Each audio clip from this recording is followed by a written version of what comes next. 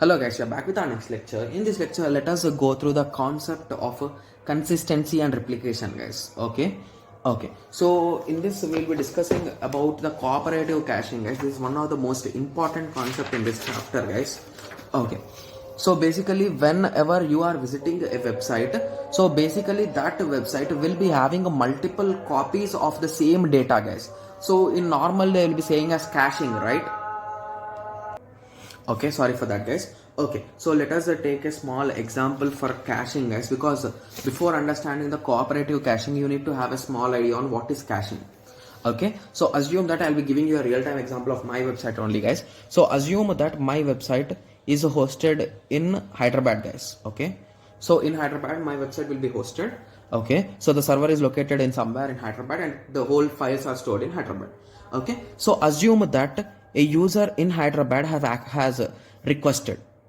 Okay, so the data could be really fast because it will be passing through the cables and fiber optics and everything, and it will be reaching to the server and the request will be fulfilled. Okay, yes, assume that a person from US has access to my website, guys. So basically from US it could be very rare, right? So in every 1 month there will be around 10 to 20 users at max, right? Yes. So in the same situation, whenever a user requests, so he will be propagating through the whole world and he'll be coming to India and he'll be getting the files. So this process is a bit lengthy, right?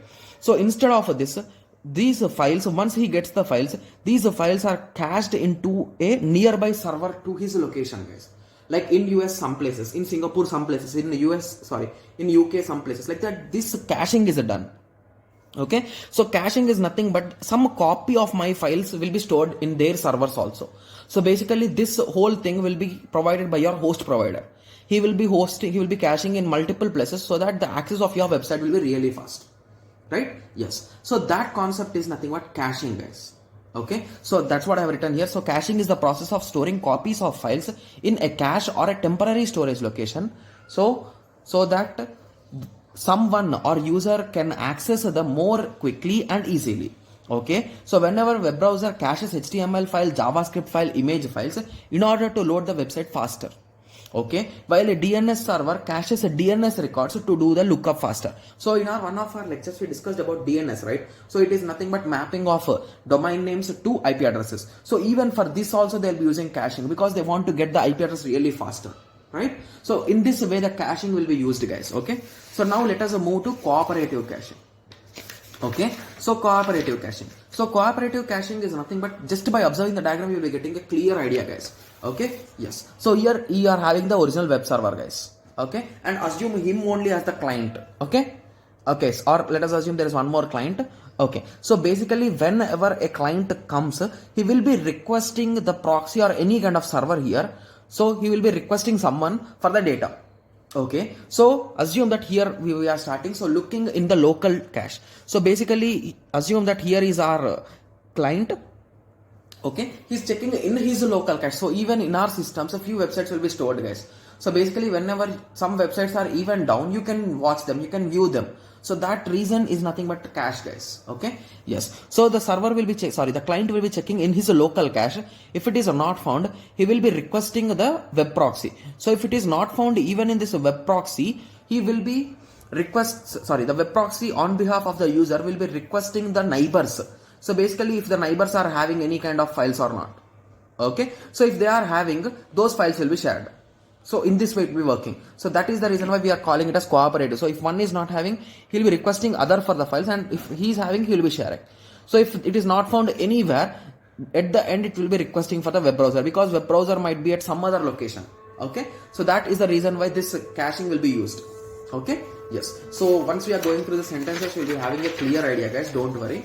Okay, so as a high-speed networks will allow the system under the network to access remote data quickly, as it looks for data in the local servers instead of main server. So basically here the searching will be done in the local servers, guys. So instead of the main server, we will be going to the nearby local server and we will be getting the data. So assume you are running a website and server which you are using is located in Kolkata. Okay, so rather than storing files in Kolkata, we create multiple copies of those files and cache to the popular user places. So assume that you are getting a huge bulk of users from from Hyderabad, from Andhra Pradesh or anywhere, some kind of places you are getting. So in that situation, you will be storing your files in nearby locations for it. Okay. So here machine distributed on the local area network and all those things, guys. Okay.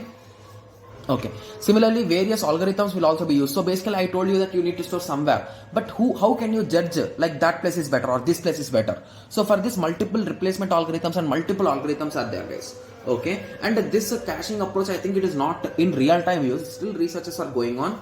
Okay. So further, a proper mechanism should be proposed and implemented by all combining caching techniques such as cache consistency. So basically, having that many copies and everything idea seems to be really good. But when it comes to consistency, validation, discovering the files, replacement, updating the files, all these things are really a big questions, guys. Because in that much vast areas we need to update, that will take some time. And there will be a high chance of inconsistency of data because of that small reason. Right? Yes. So researches are still going on these fields, guys. Okay. So let us continue. Okay. Similarly, cooperative caching failures. So the amount of research work under the process reflects that the cooperative caching is gaining an important role in all fields of network like ad hoc. So ad hoc is nothing but any wireless network, they will be calling it as ad hoc, guys. Okay, so wireless networks and wireless sensors and social media, etc., to increase the performance and reduce the cost and increase the speed. So basically, caching main use is what, guys? So it will be increasing the performance and speed, and it will be reducing the cost. Instead of getting a server in each and every place, you will be just caching your files in a huge server. That will not be much costly, right? Yes. Okay.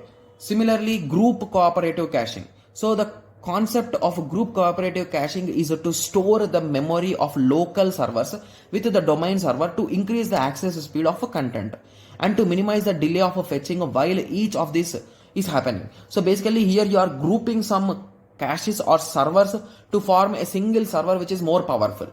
So that is nothing but group cooperative caching, guys. Okay. So I hope everyone got some basic idea on this consistency and caching concept. So now let us move on to replication. So this replication is all about the content delivery management, guys. I think we discussed in one of our lectures about this content delivery management in our first unit, I think so. Okay. So basically here we'll be talking about replication and duplicating the whole data server, guys. So previously we duplicated some files like home page, some contact us pages and small pages. Here we'll be duplicating the whole server itself.